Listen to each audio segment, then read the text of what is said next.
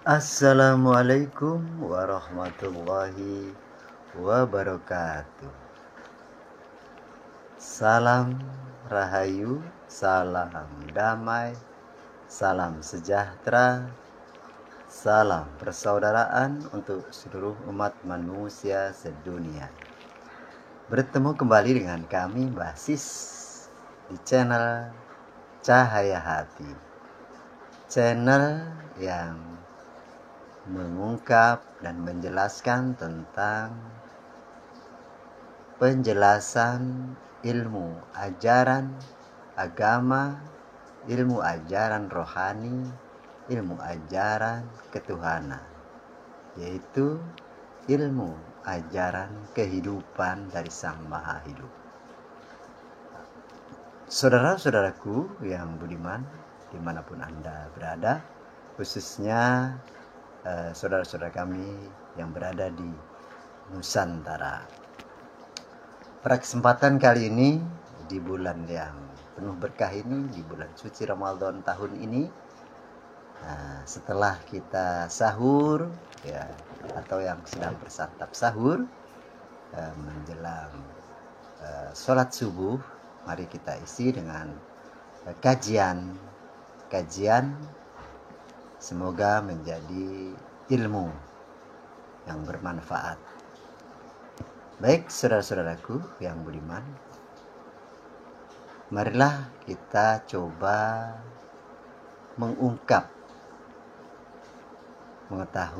mengetahui tentang rahasia hakikat atau ilmu kalam kodim atau ilmu Al-Quran kodim, yang itu adalah ilmu rohani atau ruhani yang ada di dalam diri manusia yang bersemayam di kolbu.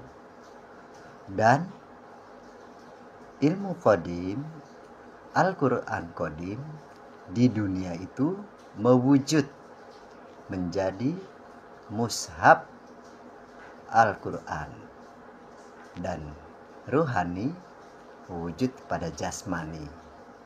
Jadi ilmu kodim yaitu ilmu kalam kodim, kalam Al-Quran, yang kodim yang tersirat, dan itu ilmu rohani. Ilmu rohani mewujud pada jasmani, dan ilmu kodim, kalam kodim, mewujud kepada mushaf Al-Quran. Semuanya itu adalah suatu petunjuk, penjelas di dunia dan pembeda di dunia. Seperti itu. Dari kalamnya yang diutus, dari unsurnya yang diutus, yaitu baik unsur rahasia kebesaran persifatannya, ilmunya, nurnya, dan semua yang merupakan ilmu kebesaran Allah Subhanahu wa Ta'ala, Tuhan yang Maha Esa. Saudara-saudaraku yang budiman, daripada penjelasan tadi, kita selaku umat Islam khususnya harus mengetahui mushaf yang wujud dan mushaf atau ilmu yang tidak wujud dari Al-Quran yang tersirat. Seperti itu. Nah,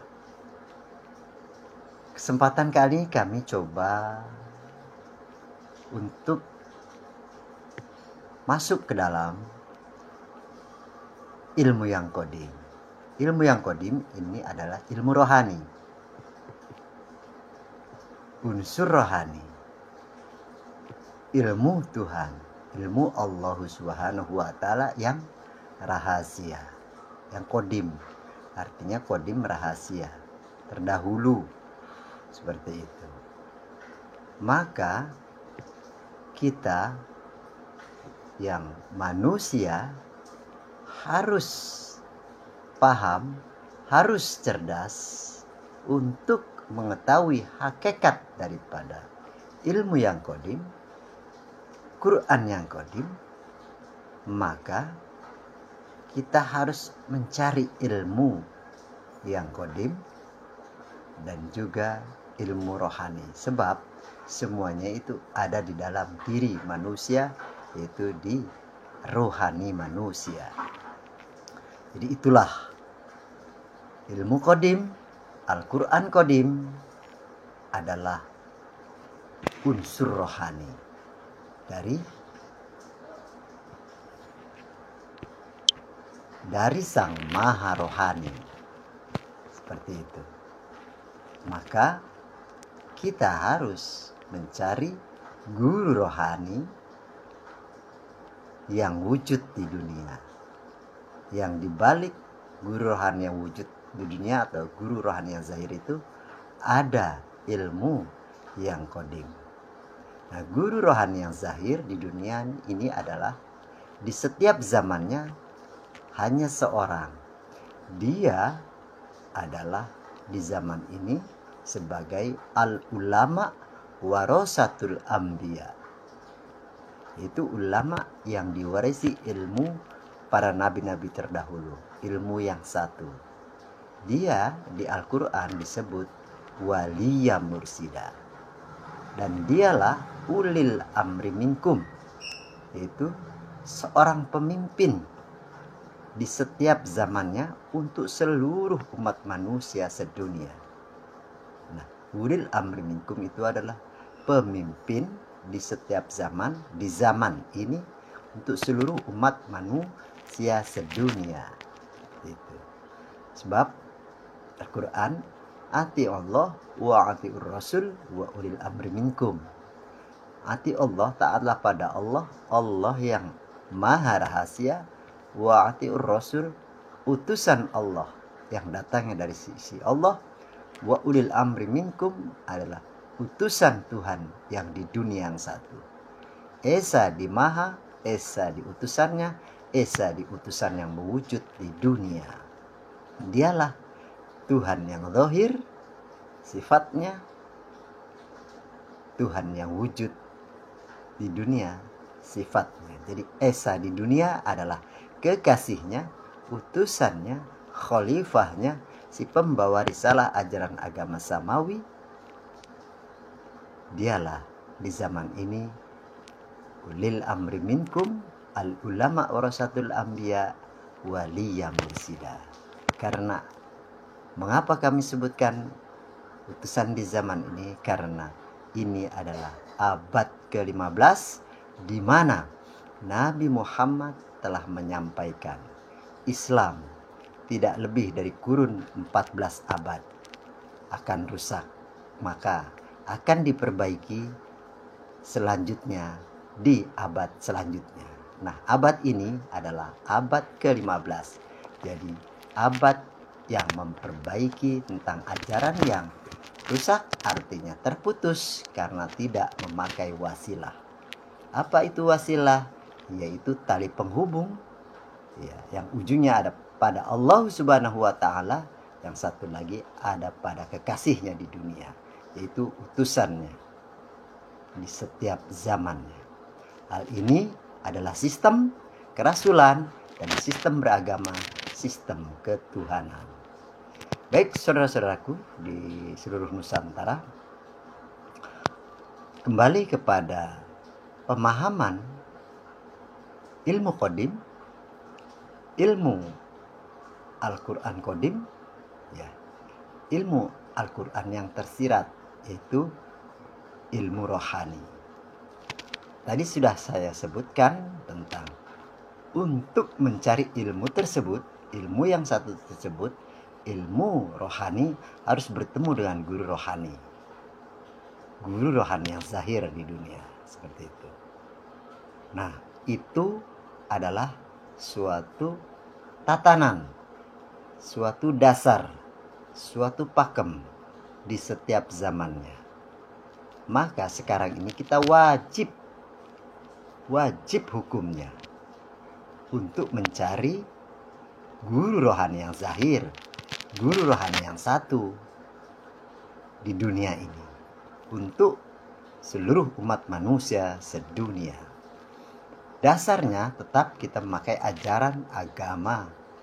Ya, agama, kalau muslim ajaran muslim, kalau yang berkeyakinan lain silahkan pakai ajaran lain. Namun tetap kita mencari seorang utusan ulil amri minkum yang disebutkan di zaman di umat Islam di zaman ini adalah turunnya Imam Mahdi. Kalau di Islam turunnya Isa Al-Masih sebagai juru selamat. Kalau di kejawen itu adalah Satrio Piningit. Kalau di Yahudi atau Hindu atau Buddha itu Maisya, Buddha Kalki Avatar, seperti itu. Ya, kurang lebihnya seperti itulah. Kami tidak hafal seperti itu. Namun itulah petunjuknya dari kitab-kitab terdahulu. Nah, beda-beda nama dalam kitab masing-masing ajaran agama, tapi tetap isinya satu sebetulnya. Satu orang, seorang. Sebutannya saja yang berbeda-beda. Seperti itu. Jadi satu orang, seorang, saudara-saudaraku. Nah, jika nanti sudah bertemu dengan manusia tersebut, utusan tersebut, guru rohani yang zahir, maka akan diajarkan oleh dia tentang ilmu qadim, kalam qadim, Al-Quran qadim, ilmu rohani, karena dialah si pembawa ilmu rohani. Karena itu sudah menjadi sistem daripada perjalanan ilmu yang datangnya dari sang pemilik ilmu. Seperti itu, saudara-saudaraku. Ya. Jika ingin mengetahui dan diberi petunjuk tentang ilmu yang tadi kami sebutkan, sehingga itu menjadi dasar dalam kehidupan kita, sebab kita sebagai manusia adalah sesungguhnya manusia rohani yang ada di dalam dunia ini, yaitu rohani yang dibungkus dengan jasmani. Seperti itu. Jadi kita harus mencari guru tersebut dan akan diajarkan tentang ilmu yang rahasia lewat baiat. Baiat itu adalah penanaman nur iman dan nur kitab, di mana unsur ilmu qadim, nur iman, dan unsur nur kitab, yaitu kitab yang mewujud, ilmu yang mewujud di dunia. Seperti itu, saudara-saudaraku. Ya, tidak bertemu dengan manusia utusan tersebut, ya, ulil amri minkum tersebut, tidak akan mungkin kita bisa membaca Al-Quran yang qadim, ilmu yang qadim, unsur rohani. Sebab itu adalah sudah menjadi tatanan ajaran agama, tatanan ajaran dari Sang Maha Kuasa, Tuhan yang Maha Esa, Allah Subhanahu wa Ta'ala. Lewat metode, teknik, cara, dan juga rukun syarat yang diajarkan nanti, yaitu dengan ilmu tarekatullah, ilmu menuju Allah, perjalanan menuju Allah, melalui proses baiat, kita akan dihubungkan oleh dia, guru rohani, untuk terhubung pada Sang Maha Rohani yang dipandu, yang dibimbing oleh guru rohani yang zahir. Sehingga kita akan tahu nanti, dipahamkan, ditunjuki tentang ilmu-ilmu yang qadim. Seperti itu. Karena awalnya alam semesta ini, dunia ini, serta manusia itu adalah dari yang qadim, yaitu kidam, yaitu akhirat atau rohani yang mewujud di dunia menjadi kenyataan adanya. Dan dunia ini adalah tanda akbarnya, tanda kebesarannya, karena sifatnya mewujud di dunia. Seperti itu. Jadi hakikatnya, jika kita ingin mengetahui sebenar-benarnya mushaf Al-Quran, maka kita harus tahu dulu kalam kodimnya, kalam rahasianya, kalam yang tersirat, sehingga mushaf Al-Quran akan terbaca. Karena mushaf Al-Quran awalnya dari kalam kodim, Al-Quran yang kodim, seperti itu. Itu ada teknik dan caranya. Kemudian dunia ini pun sama seperti itu. Dari alam akhirat yang mewujud menjadi alam dunia sekarang ini. Nah, itulah pentingnya saudara-saudaraku untuk mengetahui tentang rahasia-rahasia yang mewujud ke dunia. Ini sangat penting agar kita tidak salah dalam menjalankan kehidupan di dunia ini.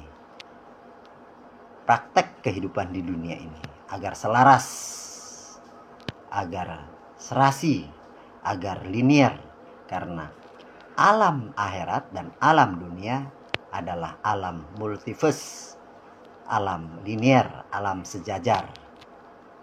Dunia dan akhirat adalah alam rahasia yang mewujud, seperti itu.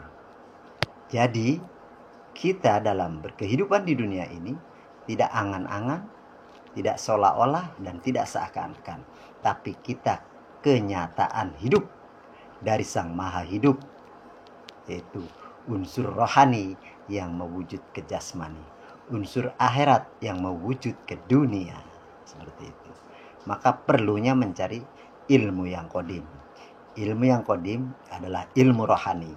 Maka wajib seluruh umat manusia mencari ilmu rohani pada guru rohani. Seperti itu saudara-saudaraku. Nah, selagi masih kita hidup di dunia, carilah, kejarlah, dan bertemulah dan berbaiatlah lewat teknik baiat. Masuk ke dalam diri manusia, yaitu unsur rohani. Udkhulu fisilmi kafah. Masuklah kau ke dalam, masuk ke dalam diri rohani, dan nanti pada akhirnya menjadi perjalanan rohani. Perjalanan rohani yang mewujud ke jasmani di dunia ini. Sehingga kita akan dipahamkan dan diberi petunjuk bahwa ini adalah perjalanan Dia, Sang Maha Rohani.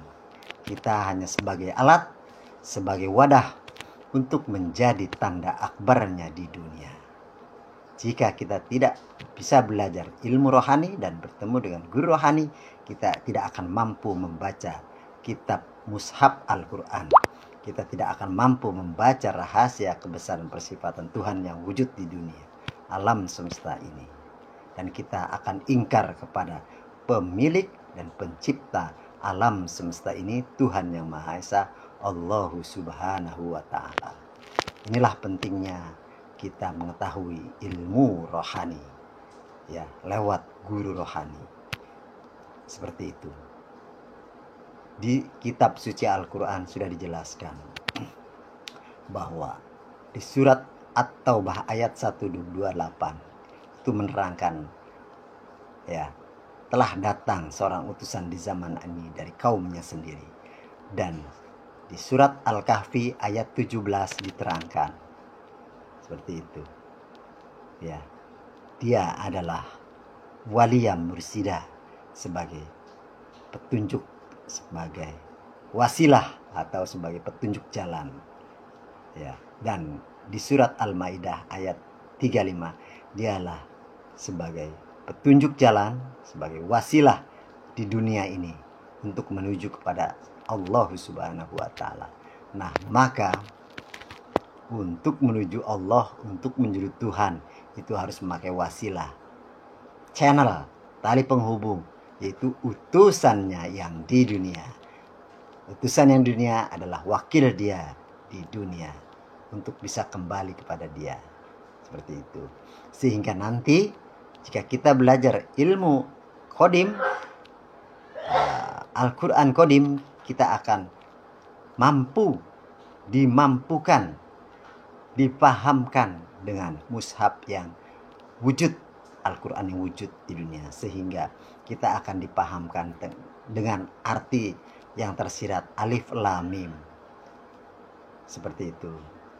Kemudian ayat ta'awud, ayat bismillahirrahmanirrahim, dan seluruh ayat-ayat tersebut, dan praktek dalam ayat-ayat tersebut, karena ayat-ayat tersebut adalah unsur rohani, dan rohani kita praktek pada ayat-ayat tersebut, karena Al-Quran Qadim, ilmu Qadim adalah ruhani. Jadi praktek semua pada ayat-ayat tersebut. Sebab Al-Quran itu sendiri pada hakikatnya adalah perintah yang harus kita jalankan sebagai petunjuk, penjelas, dan pembeda. Dan kitab-kitab semua ajaran agama sama, menjadi petunjuk, penjelas, dan pembeda. Itulah wajibnya mencari guru rohani yang zahir untuk dapat mengetahui ilmu yang qadim, seperti itu, dan kitab-kitab qadim. Itulah saudara-saudaraku yang dapat kami sampaikan di kesempatan kali ini menjelang fajar, ya, agar kita dapat merenung, bertafakur dari informasi yang kami sampaikan melalui video ini. Jika penjelasan ini ada salah, itu datang dari kami. Jika penjelasan ini benar, datangnya dari ajaran, pemahaman guru kami. Karena yang benar, ilmu yang pasti adalah ilmu guru kami. Seperti itu. Saya pribadi tidak punya apa-apa dan tidak bisa apa-apa. Semuanya ini adalah ilmu dari guru.